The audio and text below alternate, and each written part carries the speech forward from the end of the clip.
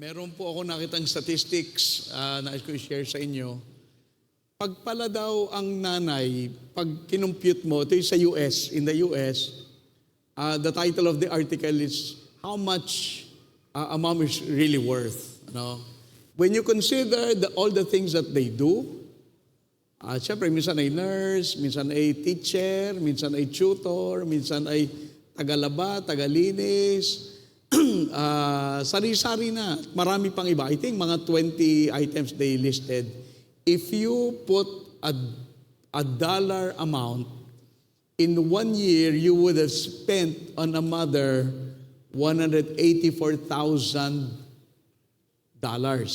Of course, in today's exchange rate, 55.50, it comes to, sa isang taon ha, 10,300,000 pesos. So, ibig sabihin talaga, talagang ang mga nanay ay kakaiba. No? Kakaiba talaga. At ang nanay namin, namatay almost 3 years ago. And we still miss our mom. Ang daming lesson na tinuro sa amin, for which we are eternally grateful as children. And I'm sure kayo rin ngayong umaga.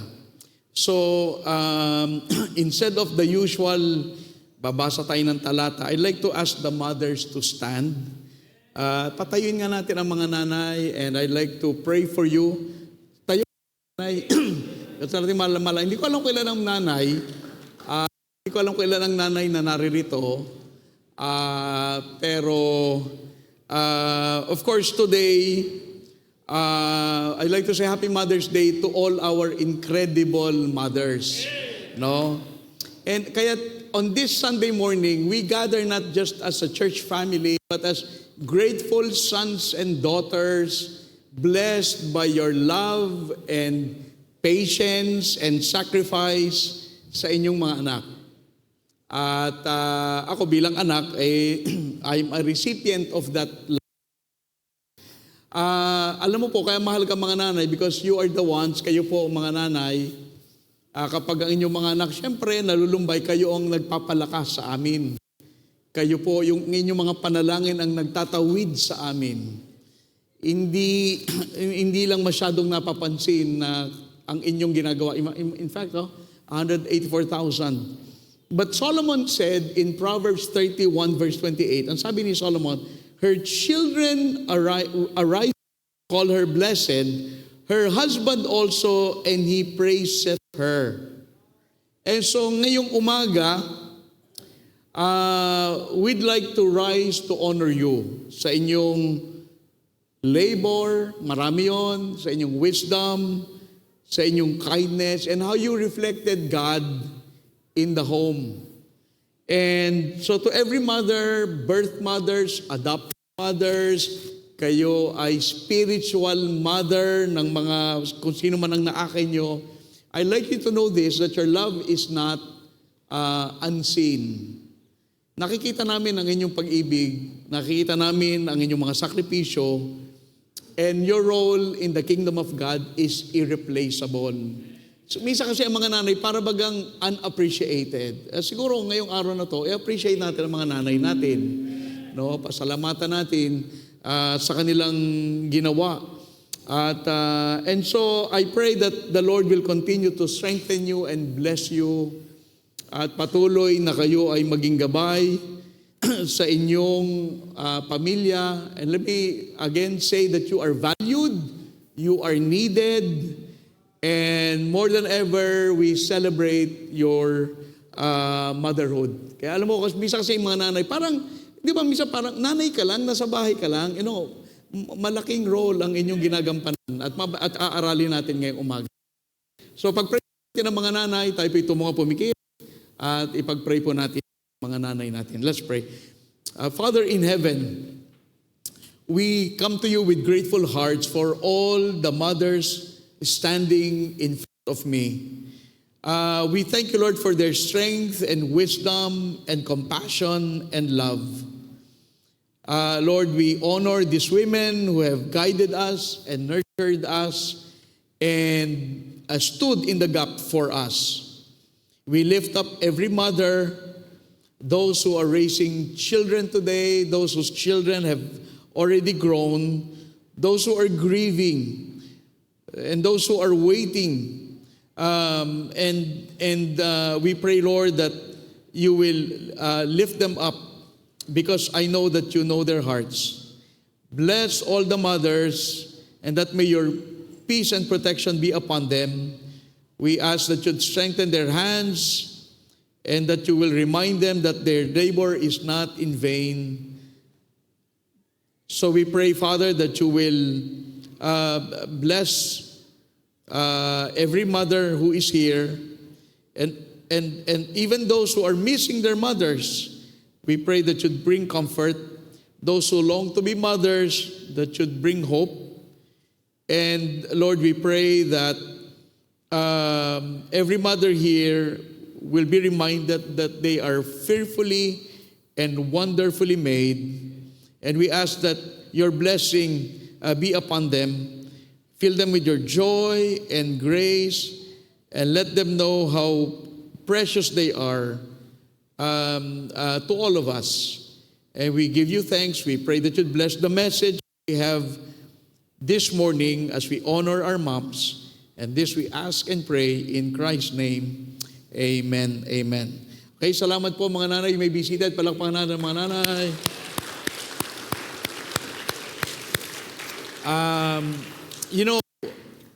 When it's Mother's Day, iba. Pag Father's Day, okay naman. But Mother's Day is a little more special. I was reading in one of my research that children, nag-survey, I can't remember how many, sabi, parang, how did you come to your faith in Christ? See, who influenced you most? 68% said it was mother. So, 68% of the time, generally speaking, we have come to this faith, whatever faith you have, because of your wonderful mother. Kaya, pero sa tatay, 42%. Okay? Tulog ang mga tatay kasi, pero mga nanay nagsisikap sa kanilang mga anak. So that's really something, no? Okay, this morning I'd like to preach a message on a mother's influence. A mother's influence. And in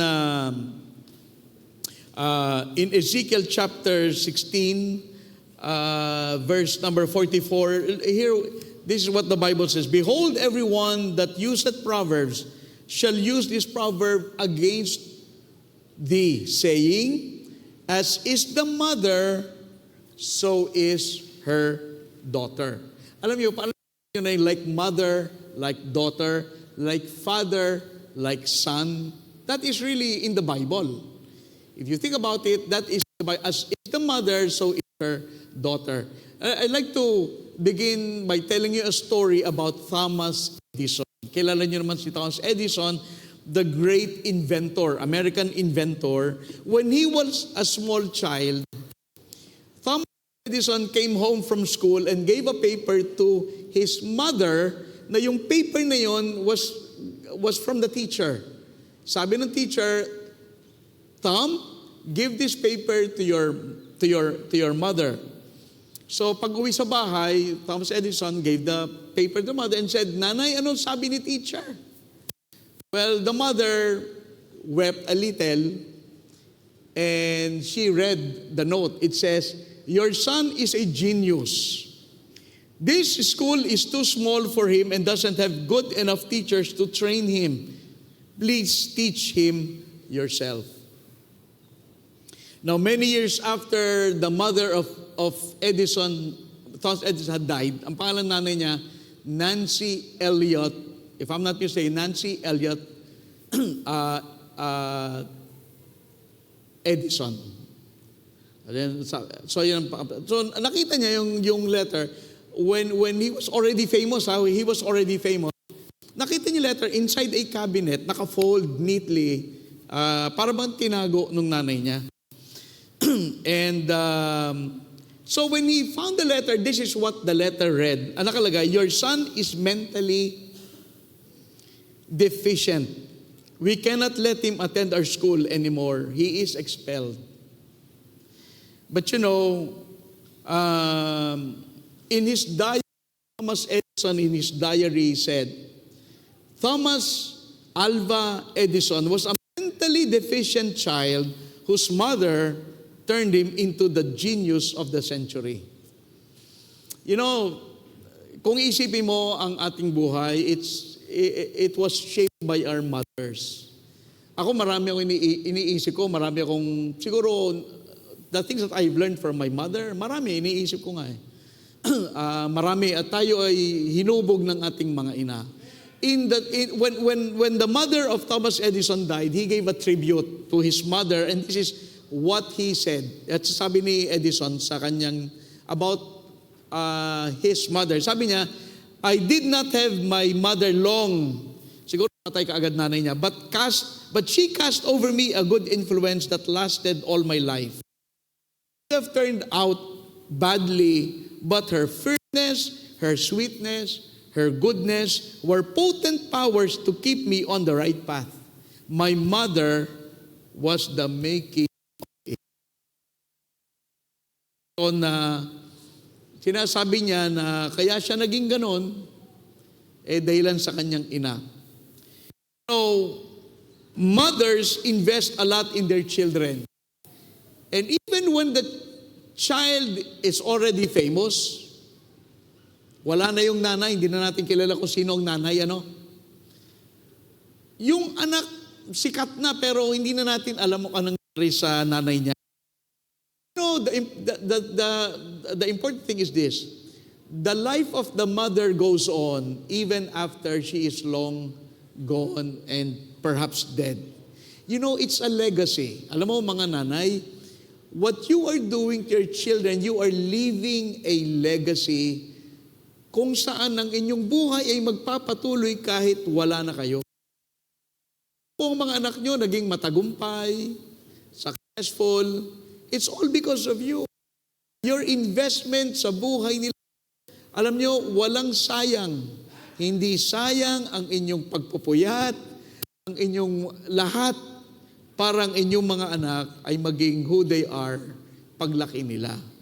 Okay? So alam nyo, si Thomas Edison, sabi ng teacher, alam mo, nanay, ang anak mo, wala. Iba ang word na ginamit parang adult. Adult is an old English word. Ibig sabihin ay mentally deficient. But that's the original word in the original letter which they still have and they kept. Sinasabi doon that Thomas Edison is a kid that is wala siyang intelligence. Now, in Ezekiel 16:44, here you have the story about, sabi doon ng propeta, that the mother, sabi diyan, as the mother, so is the daughter. What is that talking about? At the time, ang Panginoon has called Israel to be different.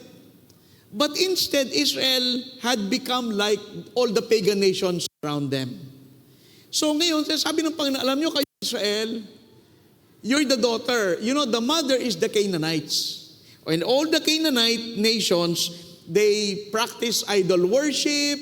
Sabi ng Panginoon, kayo Israel, aking bayan, you have become like the Canaanites. You are supposed to be different. But the problem is, Israel was acting just like the pagan nations.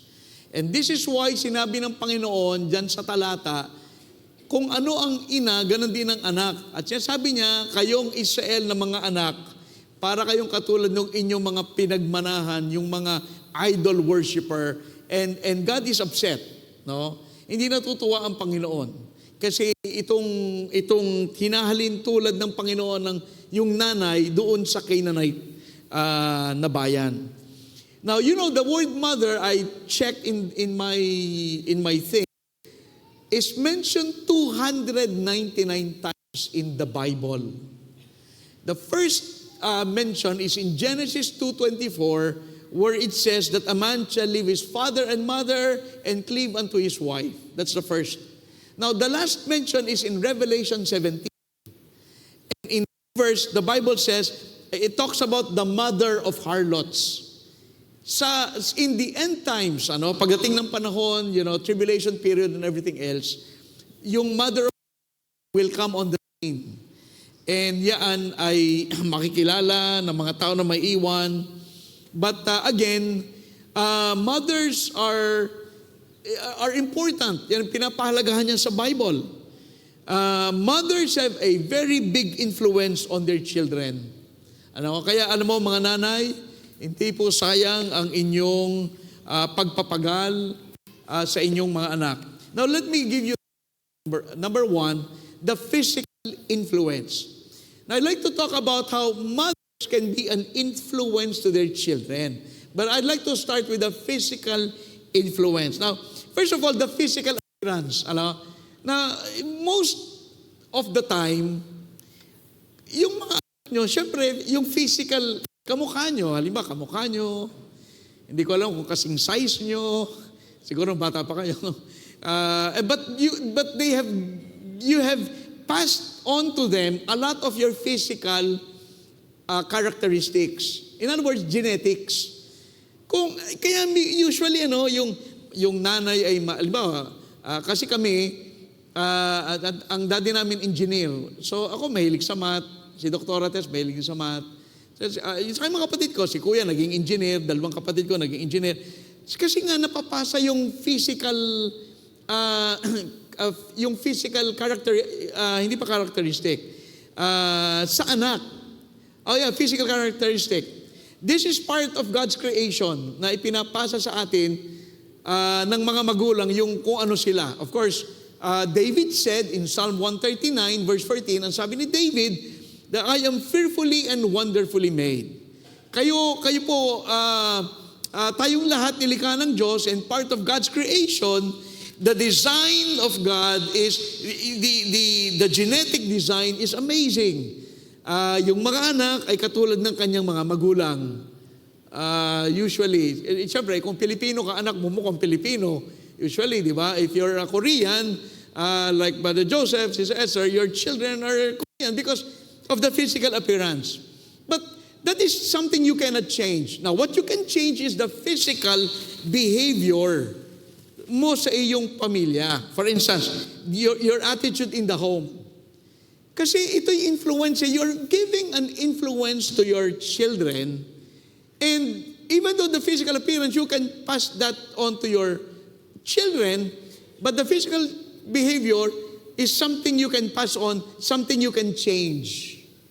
For instance, attitude in the home. Kasi isipin nyo you're always passing down to your children kung sino ka man, ano ka man, pinapasa mo yan. And the physical behavior, I like to talk about the attitude in the home. Now, syempre, let's start with marriage. Marriage is something na pinapasa mo sa iyong mga anak. And so, if you have an unhappy marriage, it is the children who are first to notice and suffer. Kaya kayo na, alam natin, syempre, may mga situation na kaproblema, wala tayong magawa ron Pero kung kayo ngayon if you are in a marriage relationship, make sure that you have a happy marriage. Because a happy home will produce happy children. Hindi ba masaya kayo sa bahay? O hindi masaya din ang mga anak nyo sa bahay. So, work on it because that is something you can change. The physical appearance, the physical genetics, hindi mo mababago, but the behavior you can. And when you pass down your behavior, yung attitude mo sa tahanan, make sure it's something that is happy. Because when you have happy parents, you will have happy children. When you have you have angry parents, it will produce angry children. When you have selfish parents, it will produce selfish children. So make sure na pinapasa nyo yung physical behavior ay napapasa nyo yung magandang pag-uugali sa tahanan. Second, the character in front of your children. Yung pagkatao mo ba? Because yung pagkatao mo, ipapasa mo yun sa iyong mga anak. And let me give, alam mo, actually, ang dami. But I will just give yung mga common. Halimbawa, ambition. You can pass that down to your children. Yung magkaroon ka ng ambisyon. Because we are living in the age of lazy children. Do you agree? Ang mga bata ngayon ay tamad. Have you noticed? Ang tatamad ng mga bata. You know why? They expect things to be done for them. Gusto ng mga bata ngayon, ano ba generation ngayon, ha? Di ba, alpha beta na ba yan? Pero yung mga bata ngayon gusto, walang gagawin. Gagawin mo lahat sa kanila. Gano'n lang mga bata eh. In Proverbs 13:4, the soul of the diligent, it shall be made fat. Pag ikaw ay masipag, ikaw ay, magiging matagumpay. Children nowadays, they spend more time on their gadgets. Alam mo, sabi ng mga expert, children should be running around. Wala, ang bata ngayon nakaupo, nakagadget. Kain ng kain, kain ng kain, nakaupo. Di ba, hanap buhay.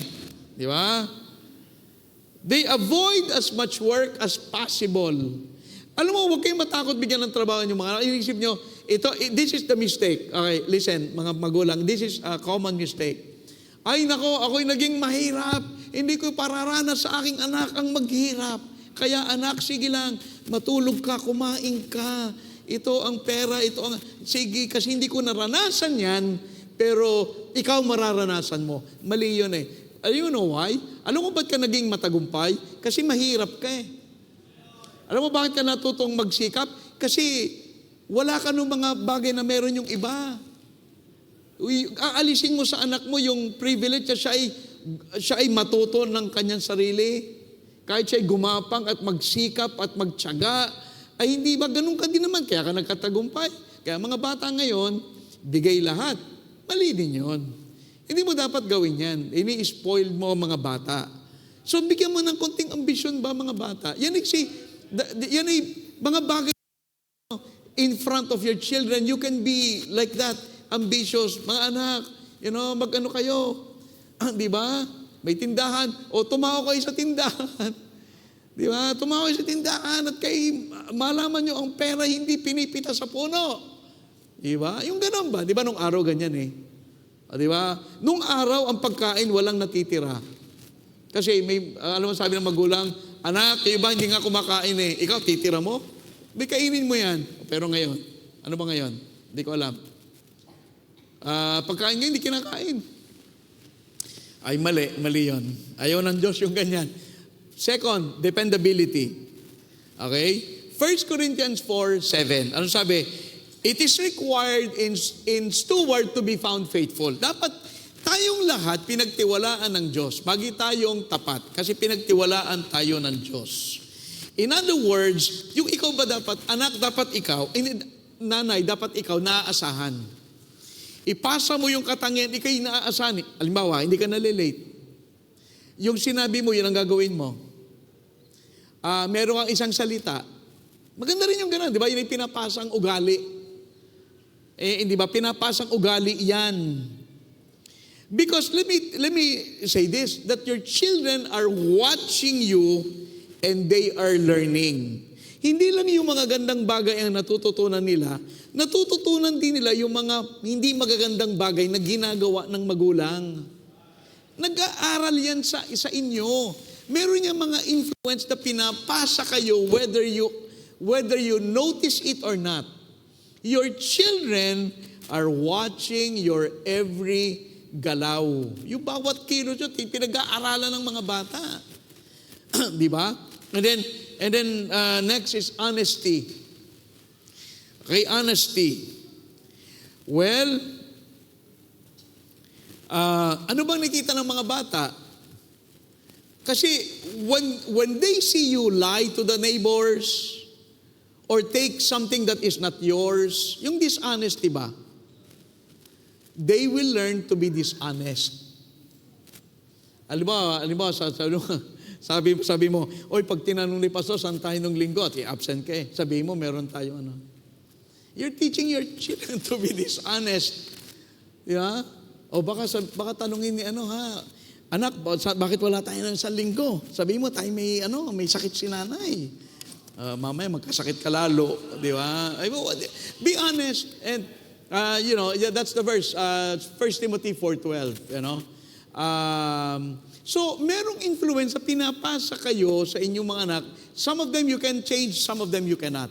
Yung kaya mong baguhin, ayusin mo ang pagpasa sa pamilya, marami kasi marami pa yan, katipiran.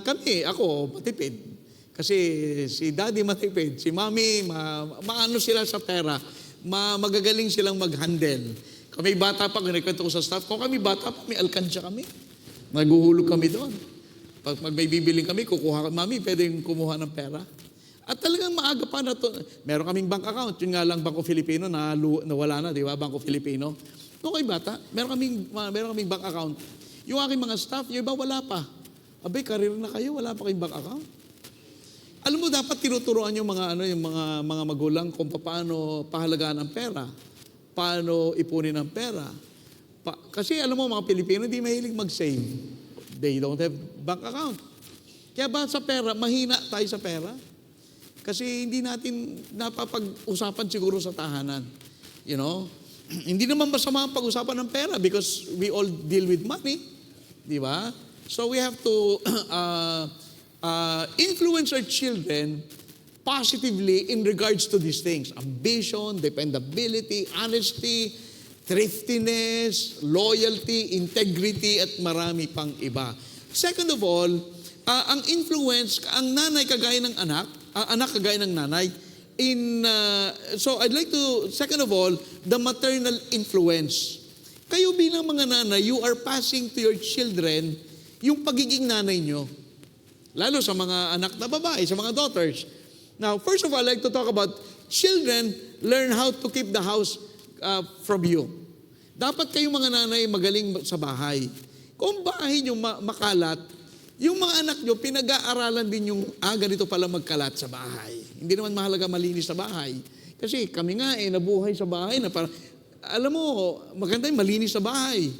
Turuan how you can keep the house or clean the house. Like housework. Marunong ba, di ba? Teach them how to do laundry, how to cook their food, maglinis ng bahay nga, magplansya ng mga damit, cooking. Saka alam mo, when you talk about nutrition, baka kain nyo puro hotdog. Hindi na tayo dapat kumakain ng hotdog. Alam niyo ba yan? Kasi ang hotdog, galing sa, when I was a student in college, we went on a parang field trip sa Hormel. Hormel? You think, Hormel, siguro maayos to. Pumunta kami sa factory ng Hormel, kasi sa class ko, finance class. Kung paano sila gumagawa ng hotdog. Yung lahat ng piraso, lahat ng mga tira-tira, they put chemicals and they make it into hot dogs. Lahat ng, ang tawag doon yung mga retaso. See, when they process the meat, ang daming nahuhulog sa sahig, yun, iipunin lahat, gagawing hotdog. Kaya alam mo, marami ang dapat, kayo mga nanay, turuan yung mga anak yung magluto ng nutritious food. Gulay. Si mami namin, mahilig sa prutas.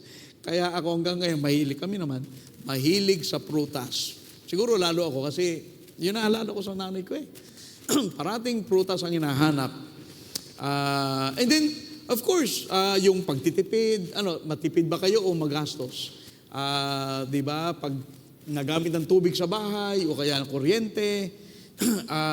At saka yung mga bata dapat, housework, dapat nagtutulungan ang mga magkakapatid sa bahay. You can pass that down. The maternal, in other words, you're being a mom. Yung influence. Second of all, children learn how to be a wife sa iyo. Paano ba itong mga daughters yung magiging good wife? It depends on your upbringing. Ang sabi sa Titus chapter 2, 3-5, sabi that you are to teach to love their husbands. Dapat turuan, let us go there. Titus chapter 2 verse 3. Titus 2 verse 3. Tayo dito. The aged women likewise, that they be in behavior as becometh holiness. Okay? Not false accusers, not given too much wine, teachers of good things, that they may teach the young women to be sober, to love their husbands, to love their children. So, ituturo nyo sa inyong mga anak na babae, paano mahalin ang kanyang husband. Tuturo nyo. So, it's important for the children to see that the mother, ginagawa niya ito mga to. Like, for instance, how you submit to your husband as a helpmate, how you respect your husband, Ephesians 5:33, because in Ephesians 5:33, sinabi din yun. Ang sabi sa 33, nevertheless, let every one of you in particular so love his wife, even as himself, and the wife that see that she reverence her husband. So ito yung mga bagay that you can pass to your children, to your daughters especially, how to be a good wife. Dapat kayo, habang di pa nag-aasawa yung mga anak, tinetraining nyo na sila. O anak, ganito dapat. O kita nyo naman, ganito dapat ang, ang pagiging isang asawa. And also, you can teach your children, yung bang in the home, there should be para bagang teamwork. That the husband and the wife, they are a team. Yan ay team, hindi yan dapat parating kaaway. It's a team. And it's a teamwork. Ecclesiastes 4:9-11, Solomon said that the two are better than one because there is unity and cooperation. So ituro niyo sa inyong mga anak, ganito yan. Ganito ang pagiging nanay. Ganito ang pag-aayos ng bahay. Ganito ang pagiging asawa. O ganito, number 3, children learn how to rear children. Ganito magpalaki ng anak. Halimbawa, ewan ko namamalo ba kayo sa anak? Well, in the Bible, it is encouraged. There are times when you need to, we believe, you need to spank your children. Kasi alam nyo, may mga kasalanan ng bata na kailangan, alam nyo, ang katapat, palo. And it is in the Bible. Now, I know there are books that are coming out. Sinasabi, huwag niyong papaluin ang mga anak kasi yan ay magtatanim ng sama ng loob. Well, God knows better than any authors of books, any child psychologist. Mas alam ng Diyos na ang bata, yan ay may mga kalikutan na para maiayos, kailangan siguro, hindi ko naman sinabing bugbugin, pero paluin kasi, they respond to that. Now, so nalalaman ng bata, pagpatungo sa pagpapalaki, yung ano bang priority ng nanay? Okay? Because this is what you will do to your children. Anong priority ng nanay? For instance, she reads the Bible. She prays. Pag kumakain, nagpe-pray. Bago matulog, nagpe-pray. Nagsisimba. All of this, ginagawa sa iyo bilang anak, gagawin nila yan sa kanilang anak. That's why lumaki kami Protestant. Pagdating ng US, 1989, ang unang ko hinanap, simbahan. Kasi ganun kami. Sunday, we go to church. Kayo ba, pag Sunday, iniisip, teka, ako kayo magsisimba o hindi? In our family, para alam na yan, hindi tinatanong kami ng mga magulang, gusto nyo ba magsimba? I guess may time na gano'n. Pero usually, every Sunday, we don't discuss anything. We go to church. Kasi yun ang upbringing natin So, kinakailangan, ano bang priority? Sa tahanan. And when they see you pray, when they see you go to church and read the Bible, they will catch it. Kailangan lang ipakita nyo na mahalaga ito ganito ang pagpapalaki ng anak. Paglinggo na sa church, ganito ang ating ginagawa. Ito ang priority. And then you need to model what is acceptable language. Attitude. Ano bang attitude sa bahay? Alam mo, minsan parang, I think nawawala, yung respeto ng anak sa magulang. Ewan ko, palagay ko parang kulang parang alam mo, ang magulang nyo, hindi nyo kaibigan yan. May authority sila. Kaya minsan, alam mo sa akin ganito, kayo mga magulang, huwag kayong papayag na kayo ay sinasaklawan ng authority ng inyong anak. Because that is always wrong. Kayo ang mag-decide ano ang tama, at kayo ang masusunod.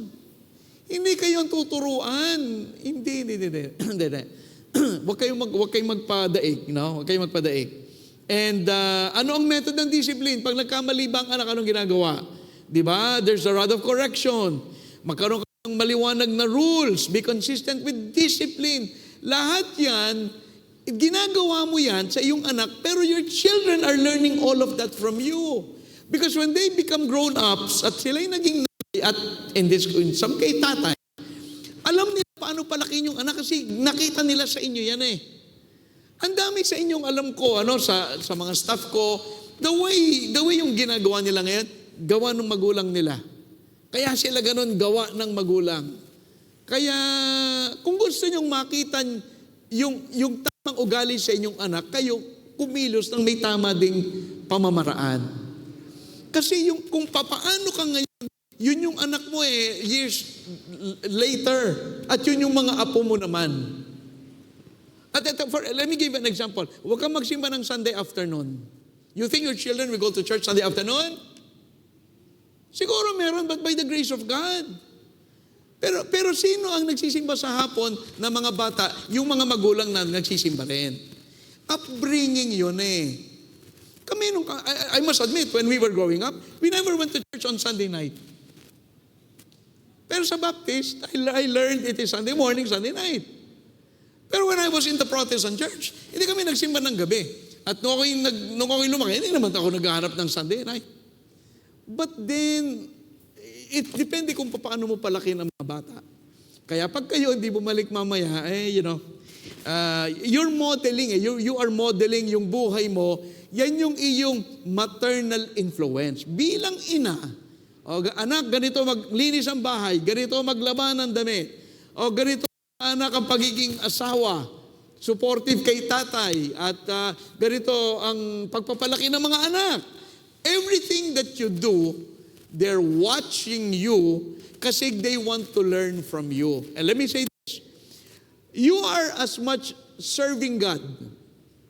When you train your children, pag tinuruan nyo sila patungkol sa Panginoon, kapag tinuro mo ang takot ng Diyos sa mga anak, you are serving God as much as if tinawag ka ng Panginoon, maglingkod sa Kanya in a full-time, in a full-time setup.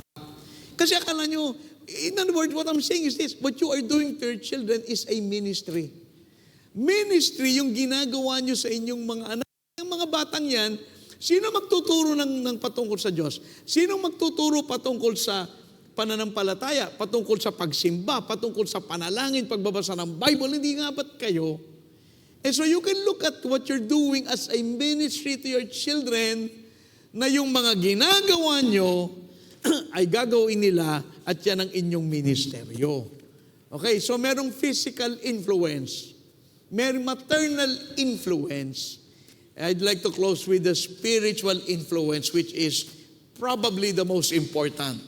Now, children will follow your spiritual example. Okay? Children will follow your spiritual example. So, let me say this. Set a good example in your relationship with God. Okay, now, kayo po ng mga Kristiyanong magulang, kumusta ang relasyon nyo sa Panginoon? And the reason I ask is because kung ano man yung relasyon mo sa Panginoon ngayon, yun ang pinapasa mo sa iyong mga anak. For instance, hindi ka nagsisimba Wednesday night. Marami dito hindi nagsisimba na Wednesday night. Okay, now, so ganun kahalaga ang Panginoon sa iyo o ganun ka hindi halaga. Okay, susundan niya ng iyong mga anak. Kasi ikaw ang and they will observe, for instance, your daily Bible time. Do you read the Bible? Alam nyo, huwag nyong itago. Minsan, alam nyo, hindi naman alam ko, pag quiet time, we want to be, in private. But do not hide it from your children when you pray, when you read the Bible. Okay lang naman makita nila eh. And when you find things in the Bible na magandang i-share sa mga anak, i-share nyo sa mga anak. Alam mo anak, may nakita ko sa Bible na magandang talata na I think applies sa'yo. You can talk to your children about that because again, they need to be, they need a model. Paano ba nag-aaral ng Bible? Paano ba nalalaman, paano ba naintindihan itong Bible na to? Di ba? Yung prayer time. Be a good example in sa prayer time. Let them know that you are praying and you can teach them to pray. Alam mo, marami ang hindi marunong mag-pray. Sa una, paano ba nagpe-pray? Paano ba nagsisimula? Alam mo, pag bago ka naging Christian, hindi mo alam mag-pray. How do you begin? How do you close? Tayo, we close in Jesus' name.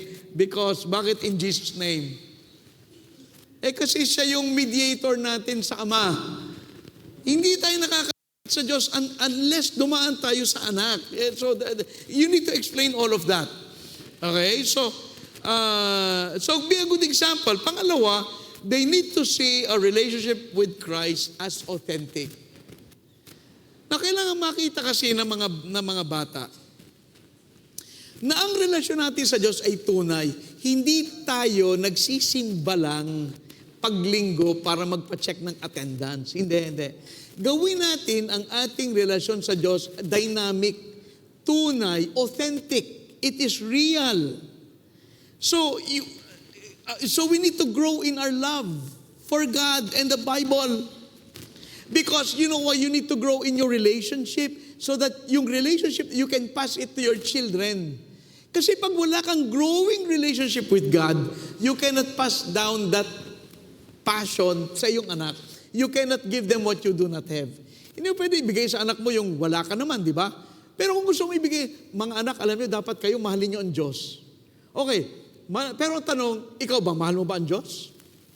Kasi kung mahal mo ang Diyos and you are growing in your relationship with Christ, then makita ng mga bata, ay di, alam mo, ang nanay, tunay ang Diyos niyan. Kasi ganun siya ka-passionate sa Panginoon eh. So kayo, mga magulang, ipakita nyo na tunay ang relasyon sa Panginoon. Because if your faith in Christ is not changing you, your children will not be motivated to believe on Christ like you.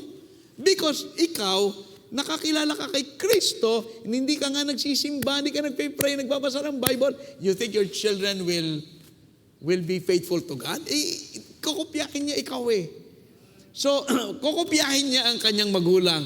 So, therefore, I say, they need to see your relationship with Christ as genuine. So that when they copy that, genuine din. Mga kapatid, it's easy to come to church and look like a Christian. It's very easy. Let me tell you about Susanna Wesley. Susanna Wesley spent 1 hour a day, 1 hour lang naman, to pray for all 17 children, 17 anak niya.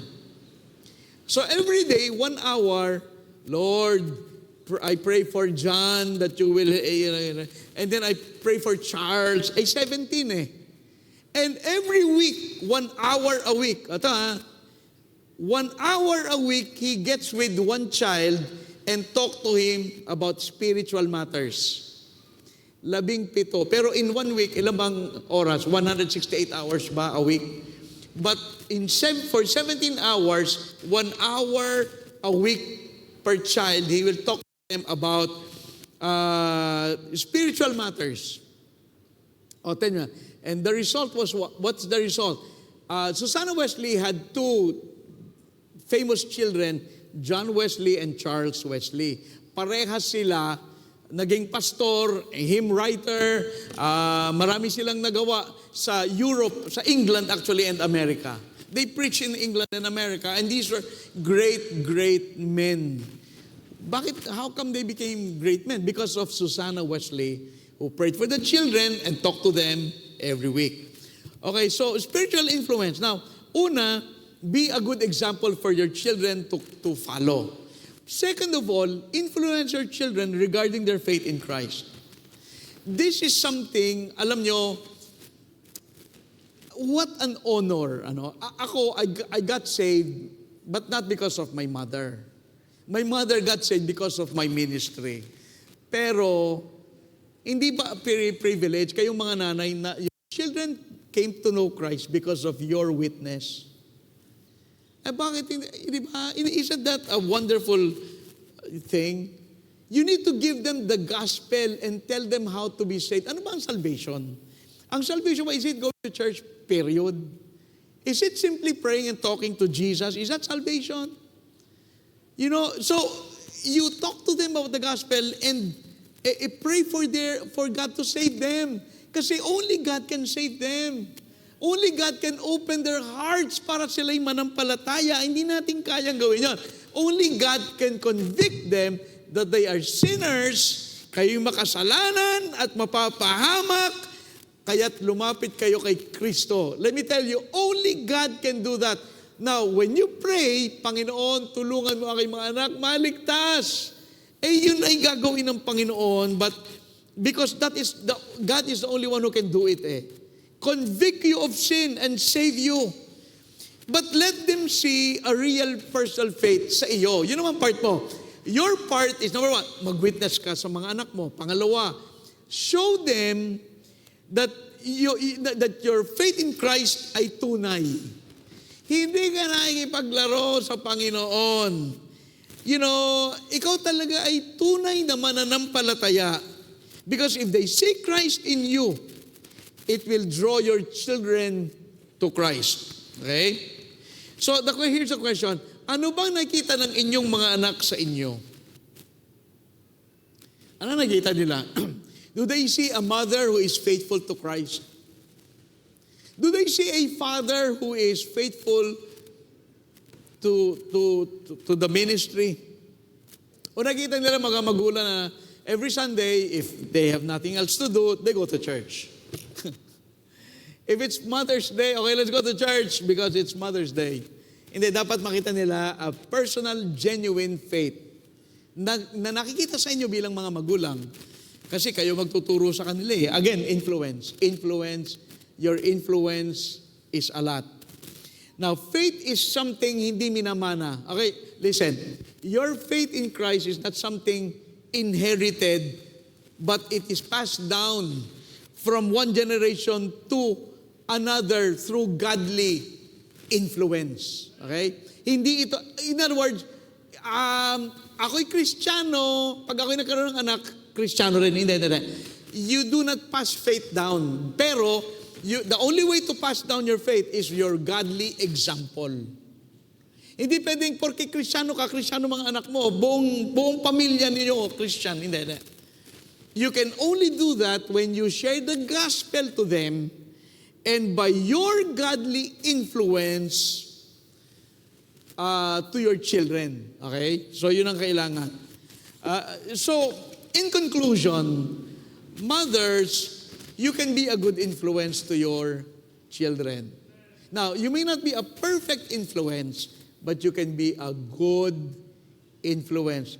Walang perfect mother, but there are good mothers.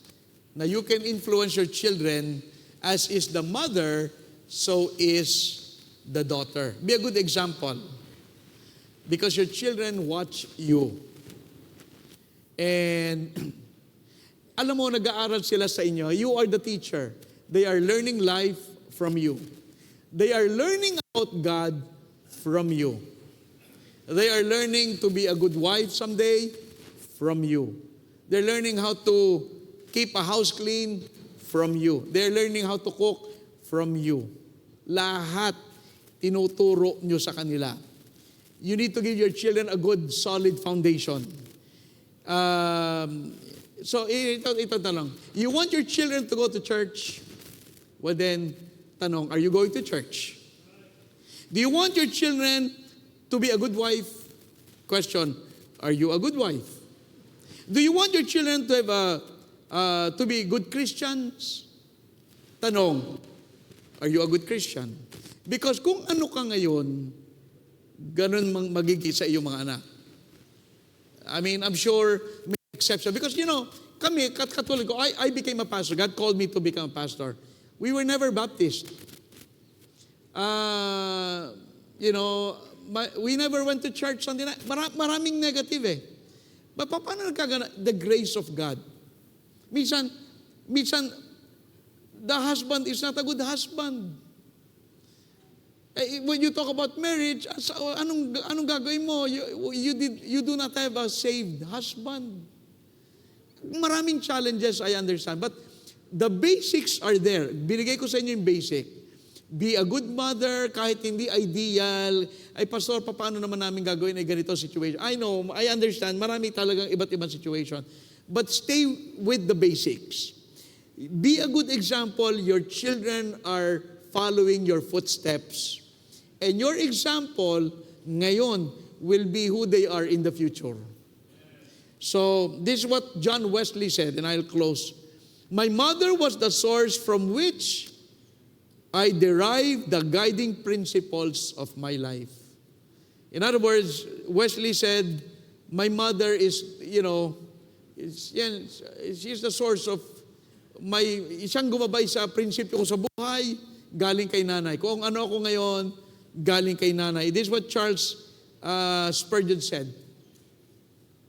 Never could it be possible for any man to estimate what he owes to a godly mother. You know what this is saying? What Spurgeon is saying, it is impossible for you to estimate how much you owe nanay. Alam mo, may pagkakautang tayong mga anak sa ating mga nanay at sabi ni Spurgeon, imposibleng malaman kung gaano kalaki yung utang na yon kung ating mako-compute. Simula pinanganak, di ba? Pag daw pinanganak, yung isang paa ng nanay nasa hukay. Ang dami. Tapos pagpapalaki, bata ka pa, bili ka ng gatas, bigyan ng pagkain, pag-aaralin ka, dadamitan ka, and everything else. Ang dami ng sakripisyo ng nanay para ma-survive ang kanyang mga anak. Nakakalungkot yung mga anak, pag malalaki na, nakalimutan na nanay nila. Alam mo, nung dati nagtuturo ako sa jail, sa mga babae, sa ladies, just sa Dalahican, ladies, ano tawag doon? Ladies correctional. May mga kabataan doon na mga yung mga ibang nanay doon, walang dumadalaw. Kaya pag ang ginagawa, nagba-Bible study, this was mga 20 years ago. So I would go there and magtuturo ako, tapos may araw ng dalaw. Iba mga nanay, wala man lang dumadalaw na anak.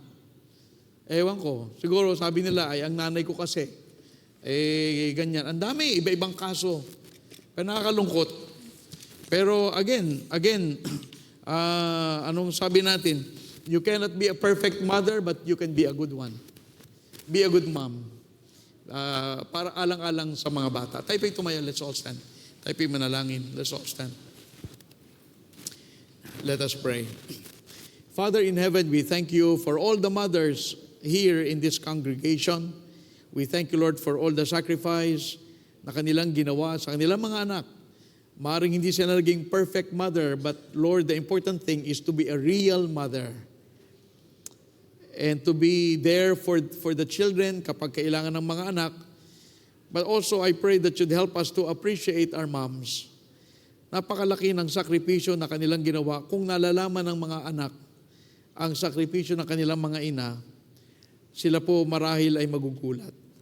But I pray that you will help us to love our parents while they are still around, and to always remember the sacrifices that they've made for us.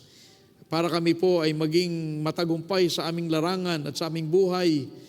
It's largely because of our praying mother, our mother who's always there para umalalay at tumulong upang kami ay lumaki ng maayos at maging kapakinabangan ng lipunan. I pray, Lord, that you'd bless our invitation. Pagpalay mo po ang aming paanyaya, ang aming pong napag-aralan, at ganoon din naman sa mga bisita namin. Sino man ang wala pa kay Kristo, tulungan mo po na sila po ay makarating sa tunay na pananampalataya, hindi sa magitan po ng relihiyon, kundi sa magitan ni Jesus na ipinako at namatay sa krus sa Kalbaryo. At ang kanya pong kamatayan na ito ay sapat upang kami, kung mananampalataya sa kanya, kami po ay maliligtas sa lahat ng kaparusahan ng bunga ng aming mga kasalanan. Kaya Panginoon, salamat po at pagpalay mo po ang iyong salita na naipahayag, at ito po ang aming samot dalangin sa pangalan ni Jesus. Habang lahat po ay nakatungo, nakapikit, patuloy tayong manalangin. But if you'd like to come and come to the altar and pray, you can be praying for your mother, or you can be praying for your children, or whatever it might be. You come if the Lord had spoken to you Kung kinausap ka ng Panginoon, maganda na ilapit natin sa panalangin.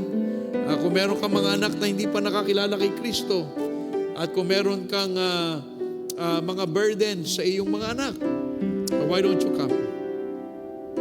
Mahalaga na mailapit natin sa panalangin ang mga mahal natin sa buhay.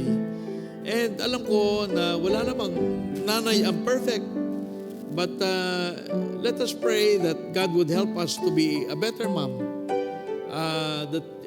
That God would help us to be better children. Kasi hindi lang naman ang mga nanay mahalaga, tayo rin. How we support our mothers, how we remember them in our prayers. Kung tayo'y malalaki na at nagawa na ng ating mga magulang ang pagpapalaki, it's about time at tayo naman ang umalala sa kanila. At pahalagahan natin ang mga sakripisyo nila at ang kanilang mga turo at aral na iniwan sa atin. I pray that tulungan tayo ng Panginoon, mabigyan halaga ang ating mga magulang. Patuloy po tayong manalangin habang lahat tayo nakatungo, nakapikit. Patuloy po tayong manalangin.